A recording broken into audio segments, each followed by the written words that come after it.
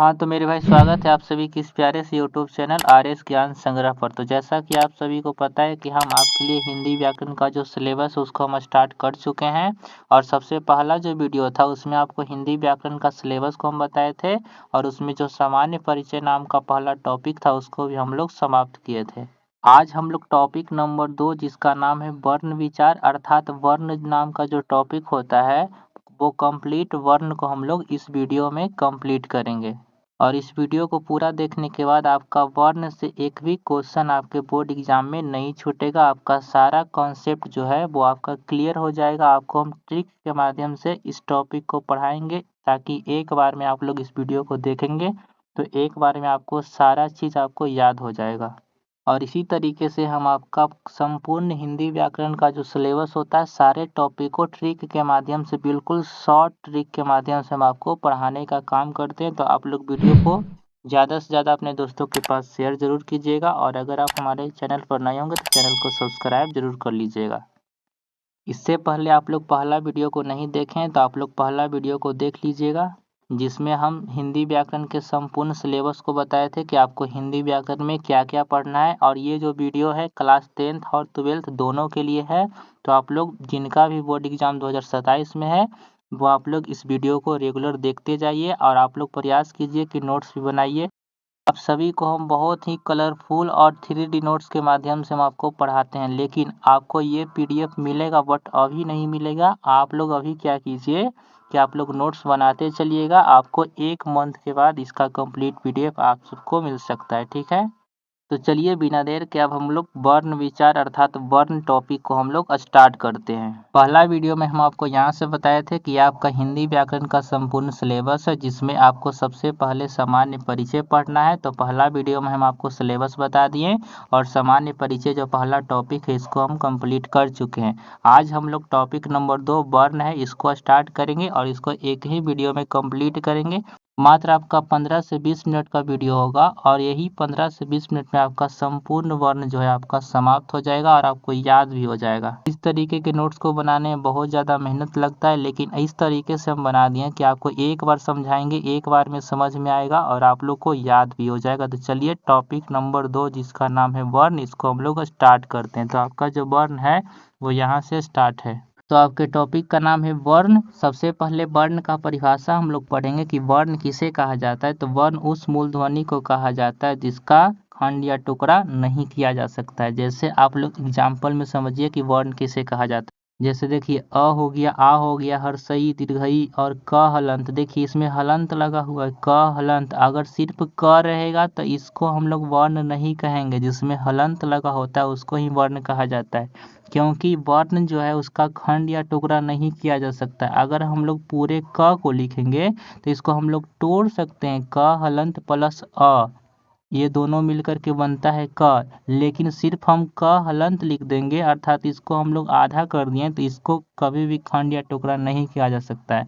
तो ये आपका वर्ण हो जाएगा। ऐसे ही ख लिखा हुआ है और हलंत लिखा हुआ है तो ये आपका वर्ण हो जाएगा। लेकिन सिर्फ अगर ऐसे करके ख लिखा हुआ रहेगा तो आपका ये जो है वो कभी भी वर्ण के अंतर्गत नहीं आता है क्योंकि वर्ण उस मूल ध्वनि को कहा जाता है जिसका खंड या टुकड़ा नहीं किया जा सकता है। तो हम आशा करते हैं कि आपको वर्ण समझ में आ गया होगा कि वर्ण किसे कहा जाता है। और इसका एक और परिभाषा है भाषा की सबसे छोटी इकाई को वर्ण कहते हैं। आपके बोर्ड एग्जाम में ये क्वेश्चन बहुत बार पूछा गया है कि भाषा की सबसे छोटी इकाई को क्या कहते हैं, तो वर्ण कहते हैं। आप लोग इसको याद रखिएगा। उसके बाद देखिए वर्ण पढ़ने के बाद आपको समझना है कि वर्णमाला क्या होता है। जैसे आप लोग इस प्रकार से समझिए कि एक एक मोती को हम लोग जब मिलाते हैं और क्रमबद्ध तरीके से मिलाते हैं तो एक प्रकार का मोती का माला का निर्माण हो जाता है। उसी प्रकार से जब हम लोग एक एक वर्ण को क्रमबद्ध तरीके से व्यवस्थित करते हैं तो वर्णमाला का निर्माण होता है। मतलब समझ लीजिए वर्णमाला किसे कहते हैं, तो वर्णों के क्रमबद्ध समूह को ही क्या कहा जाता है, वर्णमाला कहा जाता है। जैसे अ आ हो गया, क ख ग घ इत्यादि जो है वो क्या हो जाएगा, वर्णमाला। और हिंदी वर्णमाला की संख्या कितना है, 52। तो आपसे क्वेश्चन ये बहुत बार बोर्ड एग्जाम में पूछा गया है कि हिंदी में वर्णमाला की संख्या कितनी होती है, तो 52 होती है। आप लोग याद रखिएगा। तो आप लोग समझ गए कि वर्ण किसे कहते हैं, वर्णमाला किसे कहते हैं, और वर्णमाला की संख्या हिंदी में कितना होता है, तो 52 होता है। ठीक है, आगे देखिए, वर्ण के 2 प्रकार होते हैं। वर्ण 2 प्रकार के होते हैं। कितने प्रकार के? 2 प्रकार के। पहला का नाम है स्वर वर्ण और दूसरा का नाम क्या है? व्यंजन वर्ण। आप लोग याद रखिएगा, वर्ण 2 प्रकार के होते हैं। पहला स्वर वर्ण, दूसरा व्यंजन वर्ण। अब सबसे पहले हम लोग जानेंगे कि स्वर वर्ण किसे कहा जाता है। तो सबसे पहला है स्वर वर्ण। तो यहाँ पर देखिए, इसका परिभाषा है, जिस वर्ण का उच्चारण स्वतंत्र रूप से होता है उसे स्वर वर्ण कहते हैं। जैसे देखिए, आ, हर्षई दीर्घई, हर्षऊ दीर्घऊ, री, ए, ओ और औ। यानी कि ये जो 1 से लेकर के कितना ही 11, याद रखिएगा, 1 2 3 4 5 6 7 8 9 10 और 11। तो आप लोग याद रखिएगा कि स्वर वर्ण की संख्या कितनी होती है? 11 होती है। और आई में जो है 2 और बच गया। कौन बच गया? अन और अह। तो इसको क्या कहा जाता है? तो याद रखिएगा, अन और अह को आयोगवाह कहा जाता है। तो आप लोग याद रखिएगा, ये स्वर वर्ण नहीं होता है, अन और अह को आयोगवाह कहा जाता है। स्वर वर्ण की संख्या कितना होता है? तो 11 ही होता है। और आपसे पूछे क्वेश्चन कि आयोगवाह की संख्या कितना होता है, तो 2 ही होता है। अन और अह को आयोगवाह कहा जाता है। तो आप लोग समझ गए कि स्वर वर्ण किसे कहा जाता है। अब हम लोग पढ़ेंगे दूसरा वर्ण, जिसका नाम है व्यंजन वर्ण। तो दूसरा वर्ण देखिए, व्यंजन वर्ण का परिभाषा क्या है? तो जिस वर्ण का उच्चारण करने में स्वर वर्ण की सहायता ली जाती है उसे व्यंजन वर्ण कहते हैं। जैसे समझिए, अगर क आ गया तो क में देखिए, ये क हलंत प्लस अ से बना है, और अ क्या है? तो अ जो है वो स्वर वर्ण है। तो हम वही बताएं कि जिस वर्ण का उच्चारण करने में स्वर वर्ण की सहायता ली जाती है, देखिए इसमें स्वर वर्ण जो है वो आ जाता है, इसका सहायता से ही व्यंजन को बोला जाता है। तो उस वह कौन सा वर्ण हो जाएगा? व्यंजन वर्ण। जैसे ग है तो ग भी बनता है, ग हलंत प्लस अ से मिल करके बनता है। अर्थात व्यंजन वर्ण वह होता है जिसमें स्वर वर्ण की सहायता ली जाती है। जिस वर्ण का उच्चारण करने में स्वर वर्ण की सहायता ली जाती है वही व्यंजन वर्ण होता है। जैसे आप लोग बोलिएगा क, तो क में जो है आ जाता है, और अ क्या है? एक प्रकार का स्वर वर्ण होता है। तो व्यंजन वर्ण का जब भी हम लोग उच्चारण करेंगे, स्वर की सहायता को ले करके ही किया जाता है। तो जिसमें स्वर की सहायता ली जाती है वही जो है व्यंजन वर्ण कहलाता है। चलिए आगे हम लोग पढ़ते हैं। उच्चारण के आधार पर यहाँ पर लिखा हुआ है, अभी तक हम लोग वर्ण को पढ़ लिए, वर्णमाला को पढ़ लिए। उसके बाद हम लोग पढ़ें कि वर्ण 2 प्रकार का होता है, एक होता है स्वर और एक होता है व्यंजन वर्ण होता है। अब हम लोग पढ़ेंगे उच्चारण के आधार पर। सबसे पहले स्वर वर्ण का भेद पढ़ेंगे कि स्वर वर्ण जो है उसका कितना प्रकार होता है। तो उच्चारण के आधार पर स्वर वर्ण के 3 भेद होते हैं। कितना होता है? 3 भेद। पहला का नाम है ह्रस्व स्वर, दूसरा का नाम है दीर्घ स्वर, और तीसरा का नाम क्या है? प्लुत स्वर नाम है। पहला ह्रस्व है, दूसरा दीर्घ है और तीसरा प्लुत स्वर है। सबसे पहले हम लोग पढ़ेंगे कि ह्रस्व स्वर किसे कहा जाता है। तो जिस स्वर का उच्चारण करने में सबसे कम समय लगता है उसे ह्रस्व स्वर कहते हैं। जैसे अ, हर्षई, हर्षऊ और री, ये जो 4 है इसे ह्रस्व स्वर भी कहा जाता है। मूल स्वर इन्हीं चारों को कहा जाता है और इसे ही एक मात्रिक स्वर कहा जाता है। यहाँ से 3 पॉइंट हो गया। पहला क्वेश्चन आएगा कि ह्रस्व स्वर कौन कौन होते हैं, तो अ, हर्षई, हर्षऊ और री होता है। दूसरा क्वेश्चन आएगा ह्रस्व स्वर की संख्या कितना होता है? 4। तीसरा क्वेश्चन मूल स्वर की संख्या कितना होता है? 4। ह्रस्व स्वर को ही मूल स्वर कहा जाता है और इसे ही एक मात्रिक स्वर कहा जाता है। आप लोग याद रखिएगा। दूसरा आपका है दीर्घ स्वर। तो जिस स्वर का उच्चारण करने में ह्रस्व से दुगना समय लगता है, ह्रस्व स्वर से दुगना समय लगता है, उसे ही दीर्घ कहा जाता है। जैसे आ, दीर्घई, दीर्घऊ, ए, ओ और औ। तो कितना हो गया? 7 हो गया। यहाँ पर 7 हो गया और वहाँ पर 4 हो गया। तो टोटल कितना हम बताएं कि 11 होता है स्वर की संख्या। तो यहाँ पर देख लिए, दीर्घ स्वर की संख्या 7 होती है, दीर्घ स्वर की संख्या 7 होती है, और इसे दीर्घ स्वर को द्विमात्रिक स्वर कहा जाता है और ह्रस्व स्वर को एक मात्रिक स्वर कहा जाता है। तो पहला आपका ह्रस्व स्वर हो गया जिसे एक मात्रिक स्वर कहा जाता है। दूसरा जिसका संख्या कितना था? 4 था। ह्रस्व स्वर को मूल स्वर भी कहते हैं, तो 4 उसका संख्या था। और दीर्घ स्वर की संख्या 7 हो गया, और 7 और 4 को हम लोग जब ऐड करते हैं तो 11। और आपको हम अभी ही पढ़ाए थे कि स्वर वर्ण की संख्या 11 होती है। तो यही जो है आपका 11 स्वर है, जिसमें 4 क्या है? ह्रस्व स्वर और 7 क्या है? दीर्घ स्वर। आप लोग याद रखिएगा। तीसरा होता है प्लुत स्वर। तो जिस स्वर का उच्चारण करने में ह्रस्व स्वर का 3 गुना समय लगता है उसे ही प्लुत स्वर कहा जाता है, और इसे 3 गुना समय लगता है अर्थात इसे त्रिमात्रिक स्वर भी कहा जाता है। आप लोग इसे याद रखिएगा। जैसे कि ओम लिखा हुआ है, मतलब बहुत लंबा ये खींचा जाता है, जिससे बाप रे ऐसा शब्द जो लिखा हुआ है, ये सब का जब उच्चारण किया जाता है तो बहुत ही लंबा समय लग जाता है, तो इसे ही प्लुत स्वर कहा जाता है। तो आप लोग याद रखिएगा, उच्चारण के आधार पर स्वर वर्ण के 3 भेद होते हैं। पहला का नाम ह्रस्व स्वर, दूसरा का नाम क्या हो गया दीर्घ स्वर, और तीसरा का नाम हो गया प्लुत स्वर। ह्रस्व स्वर की संख्या 4 होती है और ह्रस्व स्वर को एक मात्रिक स्वर कहा जाता है। दीर्घ स्वर की संख्या 7 होती है और उसे द्विमात्रिक स्वर कहा जाता है। और प्लुत स्वर की संख्या कितना होता है, तो इसका कोई भी संख्या नहीं होता है। बस आपको याद रखेगा कि इसे त्रिमात्रिक स्वर कहा जाता है बस। तो हम लोग स्वर के प्रकार पढ़ लिए, अब हम लोग पढ़ेंगे व्यंजन वर्ण के प्रकार को पढ़ेंगे। तो सबसे पहले यहाँ पर लिखा हुआ है व्यंजन वर्ण और व्यंजन वर्ण के प्रकार। तो व्यंजन वर्ण के 3 भेद होते हैं। कितना भेद? 3 भेद। पहला का नाम है स्पर्श व्यंजन, दूसरा का नाम है अंतःस्थ व्यंजन और तीसरा का नाम है ऊष्म व्यंजन। ठीक है, 3 व्यंजन होता है। व्यंजन के कितने प्रकार होते हैं? 3 प्रकार होते हैं। पहला हम लोग पढ़ेंगे कि स्पर्श व्यंजन किसे कहा जाता है। तो जिस वर्ण का उच्चारण हमारे मुख के किसी भी भाग के स्पर्श के द्वारा होता है उसे ही स्पर्श व्यंजन कहते हैं। आपको परिभाषा एग्जाम में नहीं पूछा जाएगा, आपको परिभाषा नहीं याद रखना है। इसे वर्गीय व्यंजन कहा जाता है। ये आपका वीवीआई पॉइंट है, आपका क्वेश्चन पूछा गया है कि किसे वर्गीय व्यंजन कहा जाता है, तो स्पर्श व्यंजन को ही वर्गीय व्यंजन कहा जाता है। अब क्यों कहा जाता है? क्योंकि ये वर्ग में होता है। जैसे क वर्ग हो गया, क वर्ग का मतलब क से लेकर के अंगा तक होता है। दूसरा देखिए च वर्ग मतलब च से लेकर के इया तक होता है। ट वर्ग यानी कि त से लेकर के न, ट वर्गी न तक होता है।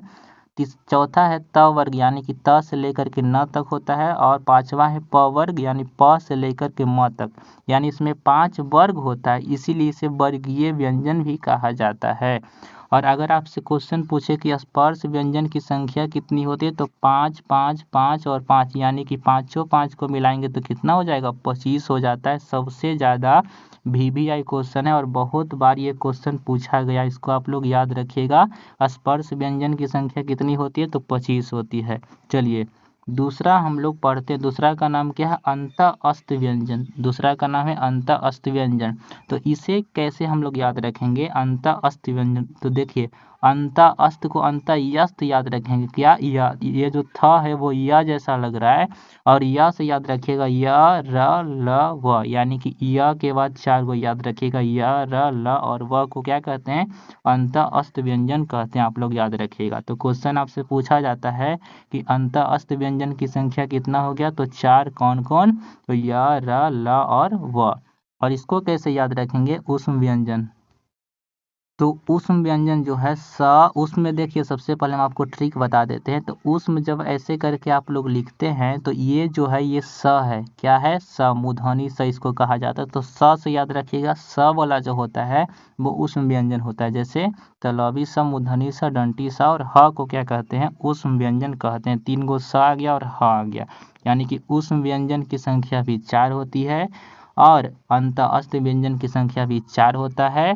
और आपको अभी हम बताएं कि स्पर्श व्यंजन की संख्या 25 होती है। तो इस प्रकार से कुल व्यंजन वर्ण की संख्या कितना हो गया? 25 और 4 29, और 29 4 कितना हो गया? 33 होता है। तो आप लोग याद रखिएगा कि व्यंजन वर्ण की संख्या 33 होती है और स्वर वर्ण की संख्या कितना था? सबको आप लोग को याद रखना 11 होती है। चलिए अब हम लोग आते हैं। तो अब हम आपको स्वर वर्ण भी पढ़ा दिए, उसका भेद भी पढ़ा दिए, व्यंजन वर्ण को भी बता दिए और उसका भी 3 भेद बता दिए। और व्यंजन वर्ण का जो है एक और भेद होता है, परंतु ये जो है उसके अंतर्गत नहीं आता है, ये अलग आता है। मुख्य रूप से अगर आपसे क्वेश्चन पूछा जाएगा कि व्यंजन वर्ण के कितने भेद होते हैं, तो 3 ही होता है। पहला स्पर्श व्यंजन होता है, दूसरा अंतःस्थ व्यंजन होता है और तीसरा जो है ऊष्म व्यंजन होता है। चौथा देखिए यहाँ पर संयुक्त व्यंजन है। संयुक्त व्यंजन की संख्या कितना होता है? 4। कौन कौन संयुक्त व्यंजन होता है? तो छ, त्र, ज्ञ और स्र। इसको संयुक्त व्यंजन क्यों कहा जाता है? क्योंकि 2 व्यंजन को संयुक्त करने से ये एक वर्ण बनता है, इसलिए इसको संयुक्त व्यंजन कहा जाता है। जैसे देखिए छ जो है ये बहुत ज़्यादा वीवीआई ये पॉइंट है, इसको आप लोग याद रखिएगा। इसमें से एक क्वेश्चन आपके बोर्ड एग्जाम में आता है। क्वेश्चन कैसे आता है, तो क्वेश्चन आता है कि छ जो है किन दो वर्णों के मिलने से बना है। तो छ जो है वो क हलंत और प्लस मूर्धनी स से मिलकर के बना है। त्रा किससे बना है, त्रा बोलने से पता चला, त्रा यानी कि त और र से बनता है। और इसमें आपको याद रखना है कि जो पहला वाला वर्ण होता है उसमें हलंत लगा होता है, इसको आप लोग जरूर याद रखिएगा। अगर त्रा में अगर ऑप्शन ऐसे रहेगा त और प्लस र तो आपका गलत हो जाएगा, ऐसे भी रहेगा तभी भी गलत हो जाएगा। इसमें फर्स्ट वाला में हलंत लगा होना चाहिए, आप लोग याद रखिएगा। गिया जो है वो किससे बनता है, तो ज और प्लस इया से बनता है, ये जो है ऐसे लिखा हुआ है इया।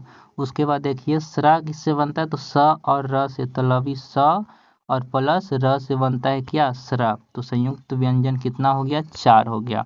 और दो जो होता है वो द्विगुण वर्ण होता है। द्विगुण वर्ण की संख्या कितना होता है, 2 होता है। द्विगुण वर्ण कुछ भी नहीं होता है, ड के नीचे बूंदा ऐसे देते हैं और ढ के नीचे जब हम लोग बिंदु दे देते हैं तो इसे ही द्विगुण वर्ण कहा जाता है।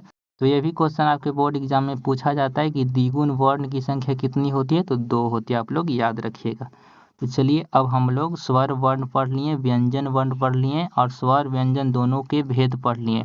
लेकिन अभी व्यंजन वर्ण का भेद जो है समाप्त नहीं हुआ है, वो आपका उच्चारण के आधार पर था। व्यंजन का मुख्यतः 3 भेद था। आगे श्वास वायु की मात्रा के आधार पर व्यंजन वर्ण के 2 भेद होते हैं। आगे भी हम लोग व्यंजन वर्ण के भेद को पढ़ेंगे।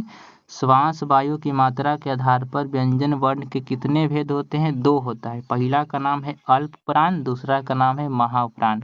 इसका सबसे पहले परिभाषा पढ़ेंगे। प्राण, प्राण का मतलब होता है वायु। क्या होता है, वायु। वायु का मतलब तो आपको पता ही होगा कि हवा होता है।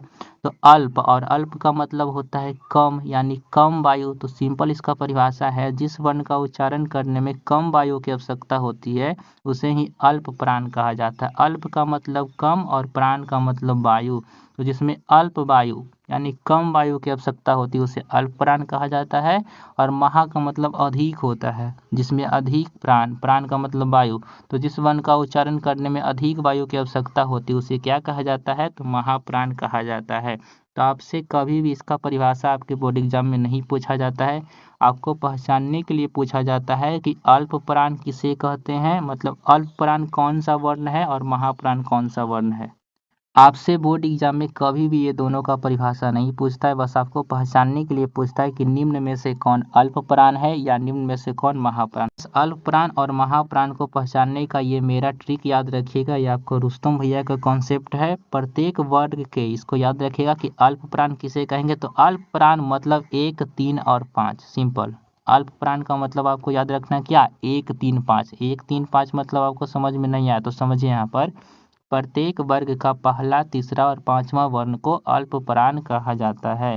प्रत्येक वर्ग का पहला, तीसरा और पांचवा, 1, 3, 5 आपको बताएं क्या होता है, अल्प प्राण। जैसे समझिए, जैसे क वर्ग आया तो क होता है, ख होता है और ग होता है और घ होता है और क्या होता है, अंग होता है। तो मतलब समझिए हम क्या बताएं, 1, 3, 5 यानी कि पहला वर्ण, तीसरा वर्ण और पांचवा वर्ण, ये क्या हो जाएगा, अल्प प्राण हो जाएगा। और जो बच गया 2 और 4, 2 और 4, तो 2 और 4 मतलब कि प्रत्येक वर्ग का दूसरा और चौथा वर्ण बच गया, उसी को महाप्राण कहते हैं। जैसे देखिए, ख दूसरा वर्ण होता है और घ चौथा, यानी कि दूसरा और चौथा को कहा जाता है महाप्राण। छ हो गया और झ हो गया, ये दूसरा चौथा है, तो ये आपका हो जाएगा महाप्राण। तो हम आशा करते हैं कि आपको अल्प प्राण और महाप्राण भी पहचानने आ गया होगा। अब हम लोग पढ़ेंगे यहाँ पर स्वर तंत्रिकाओं के कंपन के आधार पर वर्ण के 2 भेद होते हैं। क्वेश्चन यहाँ से आता है कि स्वर तंत्रिकाओं में कंपन के आधार पर वर्ण के कितने भेद होते हैं, तो 2 भेद। पहला का नाम है अघोष वर्ण, दूसरा का नाम है घोष या सघोष, उसी को ही बोला जाता है। तो पहला अघोष और दूसरा क्या, सघोष या घोष वर्ण कहा जाता है। चलिए इसको भी ट्रिक आपको बताते हैं, बिल्कुल आसानी से आपको याद हो जाएगा। तो यहाँ से देखिए, क से लेकर के हम म तक लिख दिए हैं, जिसमें देखिए 2 जो है इसमें ब्लू कलर का क्यों है और इसमें 3 जो है येलो कलर का क्यों है। तो यही आपका ट्रिक है। वो ट्रिक क्या है, तो सबसे पहले आपको अघोष याद रखना है, फिर आपको पीछे घोष याद रखना है। ये नहीं कि आपको घोष और अघोष, सबसे पहले अघोष याद रखना, पीछे जो है आपको घोष याद रखना, ठीक है, अघोष वर्ण और घोष वर्ण। अब समझिए अ का मतलब याद रखना है आगे। अ का मतलब क्या याद रखना है आगे। और घोष में कितना अक्षर है 2। मतलब कि आगे वाला जो 2 होगा, 2 वर्ण आगे का जो 2 वर्ण होता है, पहला दूसरा पहला दूसरा पहला दूसरा पहला दूसरा और पहला दूसरा, मतलब आगे का जो 2 वर्ण होता है वो आपका अघोष वर्ण होता है। अघोष का मतलब आगे, अ का मतलब आगे और घोष में 2 वर्ण 2 अक्षर है, तो आगे वाला जो 2 अक्षर होता है वही आपका क्या होता है अघोष वर्ण होता है। तो क ख अघोष वर्ण, च छ अघोष वर्ण, ट ठ क्या हो जाएगा अघोष, त थ प फ ये सब जो है अघोष वर्ण हो गया। ठीक है। और उसके बाद आगे 2 हमको याद हो गया, तो बचा कितना 3 बचा। तो प्रत्येक वर्ग का जो है तीसरा चौथा और पांचवा वर्ण क्या हो जाता है वो आपका घोष वर्ण हो जाता है। जैसे ग घ अंग झ झ इया ड ढ टवर्गीना द ध न ब भ और म, ये आपका क्या हो गया तो आपका घोष वर्ण हो गया। यहाँ पर इसका ट्रिक लिखा हुआ है कि यहाँ पहला एवं दूसरा वर्ण, पहला और दूसरा वर्ण क्या होता है तो अघोष होता है। जैसे कि क ख हो गया, च छ हो गया, ट ठ हो गया, त थ हो गया, प और फ हो गया। और बाकी बच गया तीसरा चौथा और पांचवा वर्ण, वो आपका क्या होता है घोष वर्ण होता है। तो हम आशा करते हैं कि आपको अल्प प्राण, महाप्राण, घोष वर्ण, अघोष वर्ण पहचानने में कोई भी कठिनाई आपका नहीं होगा। ठीक है। अब देखिए यहाँ से वर्णों का उच्चारण स्थान, यहाँ से कम 2 से 3 क्वेश्चन आपके बोर्ड एग्जाम में हर बार पूछा जाता है और इसको याद करना थोड़ा कठिन होता है, लेकिन हम आपको फनी ट्रिक यानी आपको हम हंसाते हंसाते जो है ट्रिक के माध्यम से याद करवा देंगे। लेकिन अगर इस वीडियो में हम करेंगे तो थोड़ा सा वीडियो आपका लॉन्ग हो जाएगा, इसलिए हम चाहते हैं कि वर्णों का जो उच्चारण स्थान है उसका फनी ट्रिक के माध्यम से एक अलग वीडियो जो है मात्र 5 मिनट का लाया जाएगा और उसमें सारा वर्ण का उच्चारण स्थान आपको हम एक बार में याद करा देंगे। तो ये आपका अलग से एक वीडियो हम अपलोड कर देंगे, वो आपका मात्र 5 मिनट का होगा, उसमें आपका समाप्त हो जाएगा। चलिए सबसे पहले अब हम लोग पढ़ लेते हैं। आपका वर्ण यहाँ तक समाप्त हो गया, बस आपको वर्णों का उच्चारण स्थान है उसको हम अलग से 5 मिनट का वीडियो में हम आपको बता देंगे और वो आपको बहुत ही फनी ट्रिक के माध्यम से मैं आपको बताएंगे और वो आपको हम बहुत ही फनी ट्रिक के माध्यम से हम आपको बताएंगे। वैसा ट्रिक आप लोग कभी ना पढ़े हैं और आप लोग ना कहीं देखे होंगे, वैसा ट्रिक से हम आपको हंसा हंसा करके आपको हम याद करवा देंगे। अब हम लोग पढ़ लेते हैं। आपका वर्ण समाप्त हो गया, तो वर्ण का हम लोग शॉर्ट में रिवीजन करेंगे। तो यहाँ पर देखिए सबसे पहले वर्ण और इसका शॉर्ट नोट्स। अब शॉर्ट नोट्स कैसे बन गया देखिए, सबसे पहले वर्ण क्या है तो भाषा की सबसे छोटी इकाई जिससे शब्दों का निर्माण होता है उसे ही क्या कहते हैं वर्ण कहते हैं। वर्ण के कितने भेद था तो 2 भेद था, पहला का नाम स्वर वर्ण और दूसरा का नाम क्या था व्यंजन वर्ण। तीसरा आगे देखिए, आगे महत्वपूर्ण यहाँ पर संख्या आपको याद रखना है कि स्वर वर्ण की संख्या कितना था 11 था, जिसमें ह्रस्व का संख्या 4 और दीर्घ का संख्या 7, 7 4 मिलाकर के 11 हो गया। व्यंजन वर्ण की संख्या 33 और 33 में हम आपको बताए थे कि 25 स्पर्श होता है, 4 अंतःस्थ होता है और 4 जो है ऊष्म व्यंजन होता है, तीनों मिलाकर के 33 हो गया। संयुक्त वर्ण की संख्या 4 होता है, आपको बताएं छ त्र ज्ञ और स्र। आयोगवाह की संख्या कितना तो 2 होता है। द्विगुण वर्ण की संख्या भी 2 और अनुनासिक वर्ण की संख्या 5 होता है। अनुनासिक वर्ण जो है ना वो कहा जाता है प्रत्येक वर्ग का जो पांचवा वर्ण होता है, जैसे अंग होता है, य होता है, टवर्गी न होता है और न होता है और म होता है, इसे ही प्रत्येक वर्ग का पांचवा वर्ण को अनुनासिक वर्ण कहा जाता है। तो उसका संख्या 5 होता है। बहुत ही वीवीआई क्वेश्चन है। यहाँ पर लिखा हुआ स्वर वर्ण की संख्या, ये आपका स्वर वर्ण है कितना 11 है। व्यंजन वर्ण कुल क से लेकर के ज्ञ तक कितना होता है 33 होता है। संयुक्त व्यंजन की संख्या कितना होता है 4 होता है। आयोगवाह की संख्या कितना होता है 2 होता है। पहला अनुस्वार होता है, दूसरा विसर्ग होता है। अनुस्वार में मात्र एक ही बिंदु होता है, यहाँ पर 2 हो गया। द्विगुण वर्ण की संख्या 2 होता है, ये आपका क्या हो गया द्विगुण वर्ण हो गया। और आपको बताए थे अल्प प्राण महाप्राण। अल्प प्राण का मतलब 1 3 और 5 यानी कि पहला तीसरा और पांचवा वर्ण। महाप्राण जो बच गया 2 और 4 वो आपका क्या हो गया महाप्राण। अघोष का मतलब बताए थे आगे का 2, आगे वाला कितना 2, तो आगे वाला 2 हो गया, मतलब पहला और दूसरा को क्या कहते हैं अघोष वर्ण। बच गया 3 4 5, उसको क्या कहेंगे घोष वर्ण कहते हैं। बस ये आपको याद रखना है, मतलब कि एक पेज जो है पूरा वर्ण को एक पेज में क्या कर दिया गया बिल्कुल शॉर्ट नोट्स बना दिया गया। मतलब इस एक पेज को याद रखते हैं तो आपका पूरा वर्ण कंप्लीट हो जाएगा, इसी से ही क्वेश्चन आपका पूरा बन जाएगा मात्र एक पेज से।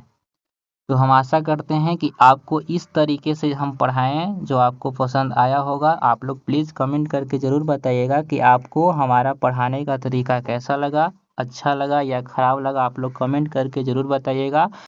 और क्या कंटिन्यू इसी तरीके से व्याकरण के सभी टॉपिक का वीडियो को अपलोड किया जाए, आप लोग कमेंट करके हमें ज़रूर बताइएगा। और आपका जो बच गया वर्णों का उच्चारण स्थान, इसको नेक्स्ट वीडियो में एक इसका स्पेशल वीडियो को अपलोड करेंगे। मात्र 5 मिनट का वीडियो रहेगा, उसमें आपका वर्णों का उच्चारण स्थान को हम कंप्लीट कर देंगे, क्योंकि इसमें करेंगे तो बहुत ज़्यादा लॉन्ग वीडियो हो जाएगा।